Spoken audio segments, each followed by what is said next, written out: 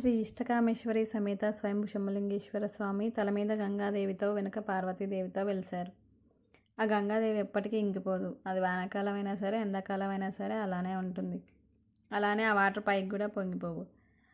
మా అయ్యగారులు ఎప్పుడు ఆ గంగని వచ్చిన భక్తుల మీద చల్లుతారు. అయినా కూడా ఆ వాటర్ అలానే ఉంటాయి. కొంతమంది ఏమనుకుంటారంటే అభిషేకం చేస్తారు కదా విగ్రహానికి, ఆ వాటరు ఆ గుంటలో ఉండిపోయాయి అనుకుంటారు. కానీ అలా కాదు. అది శివుడి తల మీద రియల్గా పుట్టిందనమాట గంగాదేవి. మనం ఆ వాటర్ తీసే కొద్దీ ఇంకా ఊరుతూనే ఉంటాయి.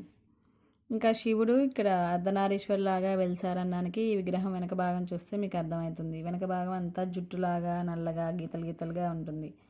ముందు భాగం నున్నగా ఉండి 2 భాగాలుగా చీలినట్టుగా కనిపిస్తుంది. ఇంకా ఈ విగ్రహం 12 సంవత్సరాలకు ఒకసారి 1 అంగుళం పెరుగుతుంటుంది. ఈ విగ్రహం కాకతీయుల కాలం నాటిదని చరిత్ర చెబుతుంది. ఇప్పటిదాకా చెప్పిందంతా మనకు విగ్రహం చూస్తే కనిపిస్తుంది కదా. నాకు చిన్నప్పటి నుంచి మా అమ్మమ్మ ఒక స్టోరీ చెప్పేది ఈ శివుడి గురించి, అది చెప్తాను మీకు. ఇక్కడ మన మేలచెరువులో గొర్రెల మందులో ఎప్పుడు ఒక రాయి కనిపించేదంట ఆ గొర్రెల కాపరికి. ఆ గొర్రెల కాపరి ఏం చేసేవాడంటే ఆ రాయిని తీసి పక్కకి ఇసిరేసేవాడంట. మళ్ళీ తెల్లారి వచ్చినప్పుడు మళ్ళీ ఆ రాయి ఆ గొర్రెల మందులోనే ఉండేదంట. అలా ఆయన కొన్ని రోజుల దాకా ఆ రాయి తీసి పడేస్తూ ఉంటే అది వస్తూ ఉండేదంట. అలా కొన్ని రోజుల తర్వాత ఆ గొర్రెల కాపరికి స్వామివారి కల్లో కనపడి గుడి కట్టమని చెప్పారంట.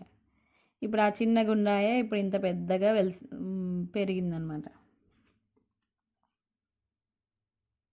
ఇంక ఇప్పుడు మా పిల్లలు ఇంకా ఎంజాయ్ చేస్తున్నారు జాతరలో, అవి చూసేయండి.